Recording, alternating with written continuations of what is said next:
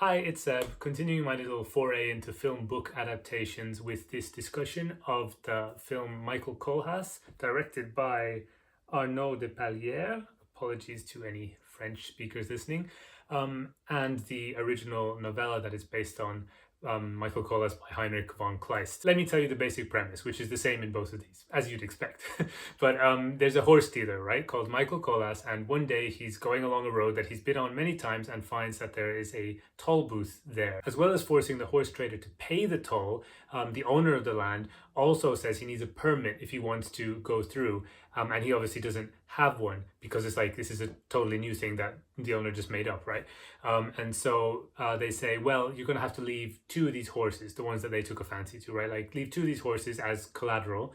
Then when you come back with the permit, we'll give you back the horses. So then Michael Kohlhaas goes into town, sells his horses, and he's reasoning, well, maybe, that the law has changed or something. Turns out, no, he's just been fleeced. And then he comes back to get his horses and he finds out that those two black horses that he left there have been mistreated terribly. They haven't been fed enough. They've been worked half to death. And also he left a groom to take care of them. And that guy, when he complained about the mistreatment of the horses, was beaten himself, right? Like really badly.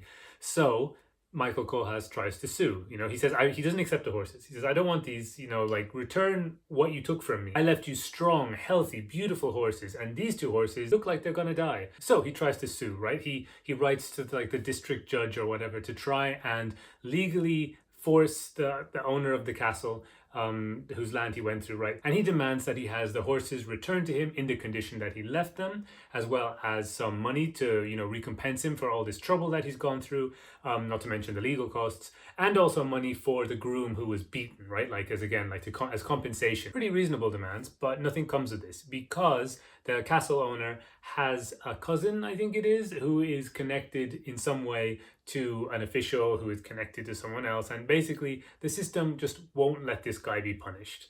And at that point, Michael Kohlhaas decides or starts to decide that he's going to have to take the law into his own hands. The story is full of dramatic twists, and it's really always forcing you to ask these quite thoughtful questions about, where is the line between justice and revenge? Is it possible that rational actions can be also fanatical actions? And if so, like at what point does rationalism become fanaticism? Is Michael Kohlhaas actually a revolutionary? Like as he builds up, his war against the state, and the system. Is he actually a revolutionary if what he really wants is just to uphold the law, within that system and actually protect the workings of the state? Is he Batman, right? Like seriously, he on the one hand, he's some sort of dark, avenging vigilante angel of death and destruction, but on the other hand, he's also like just this really kind of pedantic, petty guy who won't let go of a point. He's like the living embodiment of this is the hill I will die on. And to be fair, I think we've all probably been in that situation, right? Where like, you're in the right, absolutely 100% you're in the right, but is it worth the time, the energy, the potential suffering and maybe death of many other people to pursue your righteous sense of justice? Or should you just, maybe walk away? So I'm going to talk about the movie first and then move on to the book and maybe like compare and contrast a little bit, right? So I was very excited when I heard that this movie existed.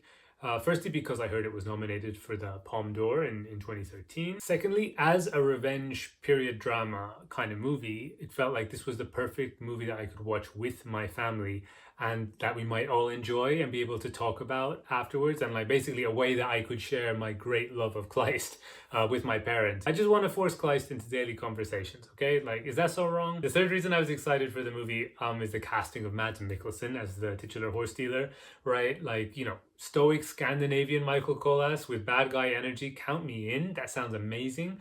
And like, I think he's often typecast as a villain in Hollywood. To be fair, you can see why he's often typecast that way, because the man doesn't smile. And if he does smile, then someone's probably in trouble. But yeah, having such a big name attached to the movie also made me feel like it's going to be the kind of mainstream genre film that my whole family could appreciate. I wasn't really consciously thinking about stuff like this at the time, but like in hindsight, I think what I was really hoping for would be a swashbuckling crowd pleaser movie which is still got enough of the original source material in it to make it satisfying for a Kleist fan like myself. To be fair, that might sound naive or just silly, but like to be fair, the English translation of the title, which is just Michael Kohlhaas, was the legend of Michael Kohlhaas, Age of Uprising. You know, like colon, Age of Uprising. So like whoever got the job of translating the title, which is not difficult to translate given that it's a name, obviously thought that they were like pitching the next Avengers movie. So yeah, I don't really know what the marketing department was thinking when they came up with that title because it's atrocious. I'll tell you one thing about this movie: it is not a Marvel movie. This is a slow, serious, almost art house film with little dialogue and lots of visual storytelling where the viewer has to fill in the gaps of what isn't shown. There's loads of sweeping shots of mountains and forests, and like you get a real sense of the physical world in this, the natural world. And I liked that earthiness because I think it's sort of more suited in a way to cinema than to books, and I really like it when adaptations make the most of the medium that they're adapting into rather than slavishly just trying to copy whatever was in the original medium, right? Because that always fails. But yeah, that was one of the most impressive things in the film, I think, like the way that the director decided to use the filmic medium to really make you feel like you were standing on a very windy, like kind of rocky, barren, cold hill, like in the medieval period, right? It did a good job of transporting you to that physical time and place. That said, I almost immediately felt pretty guilty at having sold this to my parents as, hey, this is going to be a fun, dramatic film that we can watch together and bond over. And then the reality is that we're bonding by all standing on a cold hill. I should have known what I was in for the second they started speaking French, to be honest. Like, I mean, I didn't even realize, that was a surprise that it's set in France. It's a French-German film. The director I knew was French, but like, yeah, it's actually the whole story has been transposed to France, so they all speak French, including Mads Mikkelsen, who to my ears spoke really good French, and my mom, who used to be a French teacher, also thought he spoke really good French. So well done, Mads Mikkelsen. Is there anything that guy can't do? His acting was definitely another one of the highlights of the film. You know, like the camera really loves his face, and he's so good at, you know, keeping a basically neutral expression while conveying that like wheels are turning inside his head. Like behind the mask, there's a lot of thought and rationalization sometimes going on. And at the same time, he does manage to show a lot of emotion, a large range of emotion without being expressive about it. He also looks great on a horse, just in general, but also, you know, in this particular role, he's got this rugged nobility and this sort of restrained pride, which fits the character of Michael Kohlhaas, but also reminded me like kind of how I imagined Aragorn from Lord of the Rings before those movies came out and Viggo Mortensen became Aragorn in everyone's brains forever, including my own. But yeah, like seeing like this alternative pre-Viggo Aragorn figure was also really nice. Finally, on the positive side of things, one of the most powerful parts of this film for me was the way that it portrayed death, in quite a philosophical way, I think. As well as you do see it like in a realistic, gritty way. It's quite a realistic and gritty film in general. But yeah, like the philosophical questions of the book itself, I don't think are really treated in a very satisfactory way. I'll get into that later. But this philosophical question of death, like just the idea, Michael Kohlhaas does not want to die, is not something I think I ever really associated with the story or thought about in the book. I don't think it's really there, but the filmmaker has, you know, picked up on that, or maybe just had that idea anyway and wanted to use the Michael Kohlhaas story to express it through film.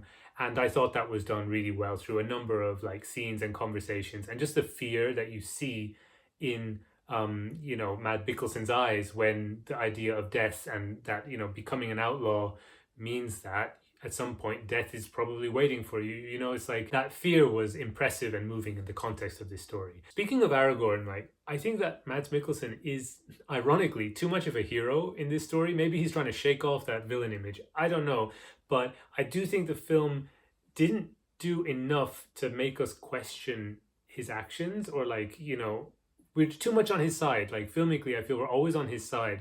And when I spoke to my parents after watching it, like I really got the impression that they didn't think he'd done anything wrong. And even though that, like, for example, as I pointed out, like a lot of people die as a result of his actions, you know, just to try and get justice over this these two horses, right? And like they said, well, you didn't really notice the people dying. And I think that's true. And that might just be a film thing as well, that when, like henchmen get killed in battles and stuff like that, we're just so trained to not think of them as people. We're just like, yeah, there's a big fight going on, whatever, right? So I think maybe the way that films move quickly and that we're sort of trained in this cinematic language of people just being kind of slaughtered to make the plot go forward. Like, I think in a way that actually hurt the story. Although, to be fair, I'm not sure how much of this is the film's fault and how much of this is just me being affected by the audience I watched it with, because I do feel that personally, probably, well, one of the biggest differences between reading a book and watching a film is the communal aspect, right? Like, reading a book is by definition a solitary activity. I mean, thank God we have BookTube, but still, reading is just much more of an individual experience, like when it's happening in your own head, right? Compared to watching a film, I think almost always the impression I have of a film is to some extent shaped by the audience. So now let's talk about the book. And to begin with, I'm just going to read you the first paragraph because I really want to convey the style and the tone that Kleist uses to tell this story. Michael Kohlhaas, from an old chronicle. About the middle of the 16th century, there lived beside the banks of the River Havel a horse dealer called Michael Kohlhaas, the son of a schoolmaster, who was one of the most honourable as well as one of the most terrible men of his age. Until his 30th year, this extraordinary man could have been considered a paragon of civil virtues.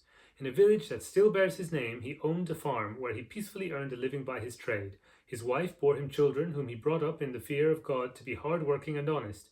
He had not one neighbour who was not indebted to his generosity or his fair-mindedness. In short, the world would have had cause to revere his memory, had he not pursued one of his virtues to excess. But his sense of justice made him a robber and a murderer. Kleist loves to begin with a paradox, and this book is full of paradoxes, but told not in a contemplative way so much as a really lively way, right? There's this anxious energy that runs through everything. The characters are often bewildered by each other and by the way that events keep turning this way and that. Despite like all the unexpected twists and turns, there is this clear trajectory of escalation. It begins with the two horses, right, and the servant who was beaten, and then that goes into this big legal battle which goes back and forth and back and forth. Then we get to violence and we get to a raid on the castle, we get to a chase, then like bigger violence on a larger scale against a church, against the city. Then we have all these politicians getting involved. We have different states like kind of thinking on geopolitical terms about how to maneuver the Michael Kohlhaas situation to their own benefit.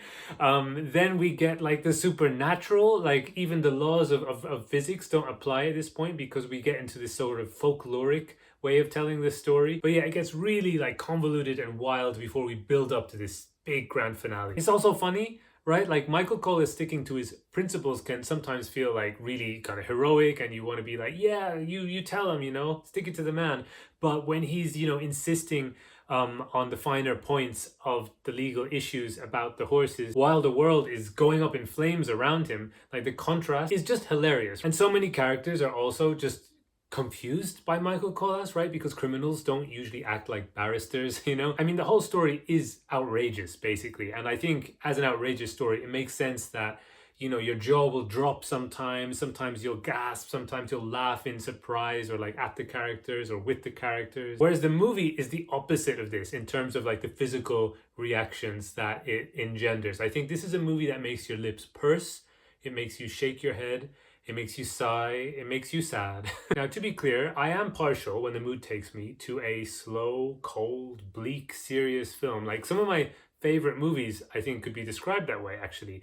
But you can see why, given the source material, I was pretty disappointed in this case. And before I watched the film, I did guess that they were gonna, tone down the escalation aspect of it quite a lot, right? Like I thought it would be much more clear-cut and much less convoluted than the book. I expected they were going to cut all the supernatural stuff, so, I was ready for that. But I didn't expect they were going to cut, for example, all of the legal wrangling at the beginning, which I think is so essential because it shows, you go through the frustration of this man who is, been wronged, right? And like trying to stick up for the servant that's been wronged and the horses that have been wronged as well, right? But every time he tries to go through some avenue, it gets stopped and it gets stopped and it gets stopped. And actually Kafka loves this book. Kafka loves Kleist, but he particularly loved this book. And you can really see that Kafka was inspired by this, like this idea of getting lost in a sort of labyrinth of bureaucracy and process. But in the film, Michael Kohlhaas jumps to violence way too soon. It's like a guy comes up on a horse and says, "Yeah, no, don't ask me this again. You know, it's your case isn't going to go through." And almost immediately, Michael Kohlhaas is like, "Well, okay, I guess I'll sell my property, you know, displace my loving family in this lovely, secure environment that we have, and then use the funds to raise a militia, to go to start a little private war." To be fair, my parents thought he was totally justified from the beginning. They were like, yeah, they mistreated his horses. But yeah, one of the things that I felt is so strong in the book is this building up, this escalation, right, from small to big. And like I said, the narrative style of the film was that sometimes there would be little gaps of information and you kind of have to jump over them yourself without really knowing why or what happened in that little gap, and maybe you figure it out later on or a character says it later on. But that really kind of breaks the chain of things getting bigger and bigger and bigger, right? And it just made them feel disjointed in a way which I felt didn't fit the story. Okay, so to finish up, I want to talk a bit about Martin Luther. And this bit might be a bit of a tangent, but bear with me, because I think that the character of Martin Luther in Michael Kohlhaas kind of sums up a lot of the stuff that I loved about the book, which is just totally absent from the film. First of all, the character himself, you know, he appears in the book because at one point he denounces Michael Kohlhaas's actions, his violent actions to try and stop him. And Michael Kohlhaas is really disturbed by this because he adores Martin Luther and he looks up to him as like a spiritual leader and stuff. And so he sneaks into his house and they chat. They have a big conversation, which is fascinating to read. In the movie, because it's set in France, right? Or it's set in this place called Navarre, the Kingdom of Navarre, which is like the border between France and Spain. And it's like they try to bring in, I think, some of the geopolitical stuff just by the location, but it's not really there like it is in the book, I think. But yeah, instead of Martin Luther, in this case, it's a guy who, I don't think he's named in the movie, but he's the translator of the Bible into French, right? Or at least one of them, right? And Michael Kohlhaas is seen at the beginning of the film talking about how the Bible is so beautiful now that it's been translated to French and that ordinary people can read it. And like he obviously looks up to the translator, and then they encounter each other in the movie. You know, in place of Martin Luther, they have this confrontation. I thought it was one of the best scenes in the film. You see Mads Mikkelsen like basically breaking down. It's like in a way, the emotional climax, I think, because it shows him at his most vulnerable, rather than just being like another point in the big escalation of things like it is in the book. So that might, in that sense of like showing a character kind of breaking, then the film actually did it better than the book, I would say. But in another sense, and the sense which like I think is more important, like the Martin Luther is a much better character in this scene. To explain why, let's first of all talk about like who Martin Luther is. I only found this out recently because of like a funny video that I saw on YouTube talking about the US administration and their politics and the Pope and the kind of the war that's going on there. There was a joke where the punchline was about the 95 Theses that Martin Luther wrote. And like I learned in school, I think he marched up to the door of a church and he nailed his theses onto the door, like in this sort of like rebellious, revolutionary way to show like what he thought was wrong with the Catholic Church. Basically the injustice of these indulgences, which, you know, I'm not going to get into it, but it's just like, you know, making people pay to go to heaven, basically. Turns out that this is a myth. There's like no evidence that ever happened, although like it was normal, in fact I think required for theses to be posted by like members of the university at Wittenberg onto doors. So it's very likely that he did post these things publicly, but it wasn't like this sort of defiant, rebellious statement. These theses were included in like a personal letter where he was not really attacking the system, but showing his concerns that like, as it was, it could lead people astray and so on. And he was talking about ways to sort of reform things or like change them, but he never considered himself doing anything outside of Catholicism, right? Like he considered himself a Catholic and he just wanted to be a good Catholic. And so this like aspect of Catholicism was something that needed to be brushed up in order to be just. Then over 3 years, this sort of battle of words began where members of the Catholic Church would be writing tirades against his theses, and even like his friends and stuff would like publish things to denounce him, but then he would write something back and publish that, and that would gain popular support. They tried to censor him, they tried to ban him, they did everything they could in the sort of public sphere and like official channels to try and block what he was saying, and they couldn't. And it just kept escalating over these 3 years until finally the Pope sent him this like edict basically saying, retract everything you said publicly or you're going to be excommunicated from the church. And then he burned that edict in public, right? So only after 3 years of this back and forth did he do something that looked really on quite rebellious and quite like kind of a middle finger, right, to the established church. You can already see where I'm going with this, but it does get better, because at this point Martin Luther gets summoned to something which is amazingly called the Diet of Worms. Like, this was the best thing I found out in all my Martin Luther research on Wikipedia, right? Because like a diet is a legislative body, right? Like the government in Japan, for some reason, is also called a diet. So that's why I knew that that's what diet also means. And then Worms is a place in Germany, which I passed through on the train, actually, like nice train station, I think. But anyway, like, yeah, so the Diet of Worms.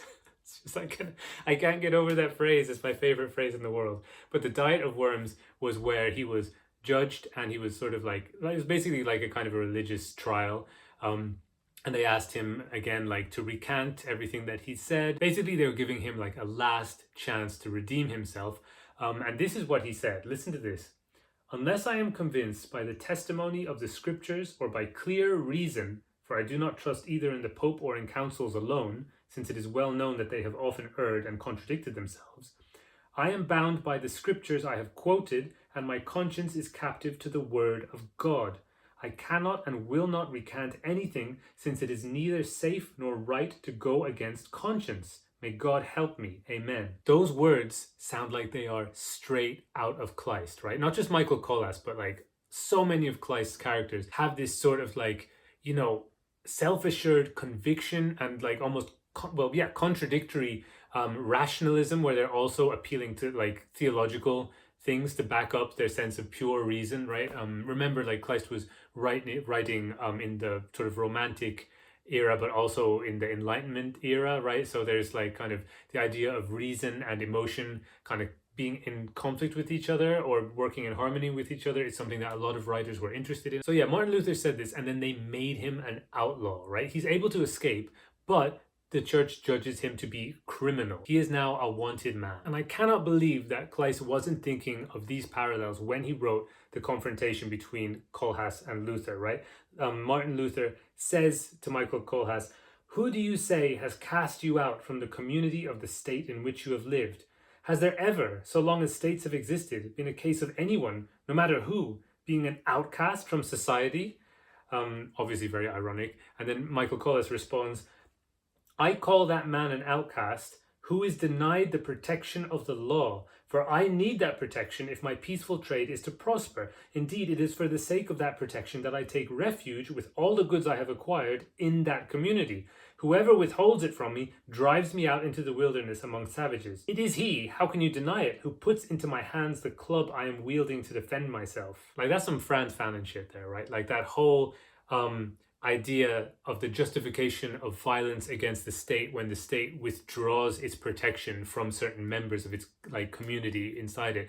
I love it. It's so exciting to read about in the context of a really fast moving story as well. And the hypocrisy of Martin Luther in the book is actually like a reflection of real life. It's not like an invention by Kleist, because so many people rose up as a result of Luther's Reformation, and all these peasants especially began these uprisings, and he condemned them in the strongest words. He was very dismissive and callous towards the struggles of people who had been inspired by him, especially like Jewish people and especially peasants, right? He was very, very like full of vitriol towards a lot of these people that he deemed as like unworthy. But yeah, the fact that he is missing from the movie isn't in and of itself a terrible thing, because he is just one character. He can easily be replaced, as they do, with the guy who is the translator of the Bible into French. But the Martin Luther story, which I didn't know when I first read this book, contains so many of the elements that I loved about Michael Kohlhaas, the book, right? Like the sort of the escalation from someone who just notices an injustice and that person like doggedly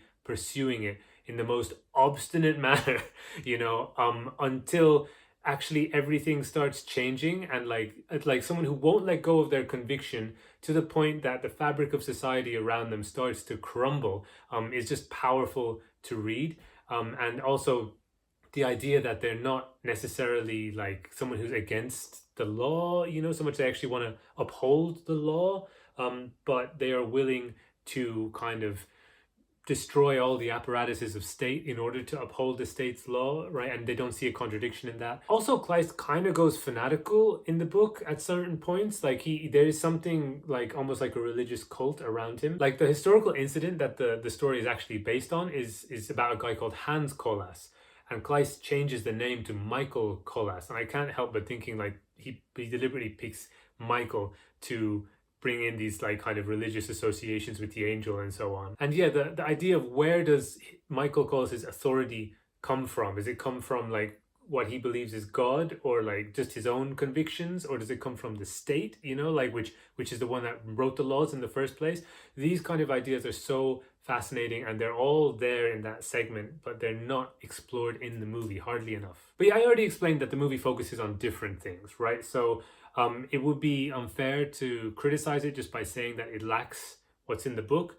But I do find that a lot of the key things that are so compelling about this story were totally absent in the film. And it's more like the film is sort of taking the bare bones of the story and building up a kind of a new thing on that basis. Which, while at the same time feeling narratively like pretty true to it. So I find that fascinating. And if I could have watched this movie without having already read this book, and knowing anything really about the movie, I probably would have liked it so much more. But that's probably the case with adaptations in general anyway. I hope you enjoyed listening to me rant and rave about this book and this film. I quite like doing these comparisons, but at the same time, I do worry that I'm always going to end up ragging on the film, you know what I mean? Instead of being able to, if it's a book and a film thing, usually the film adaptation is of the book. And when you do adaptations, often the thing that came first is the better one, right? Let me know down in the comments if you have any recommendations for book film adaptations where you thought that the film was actually better than the book. And also anything that you might have thought of while listening to this video if you made it all the way to the end. Thanks for watching, and I'll catch you in the next one. Bye.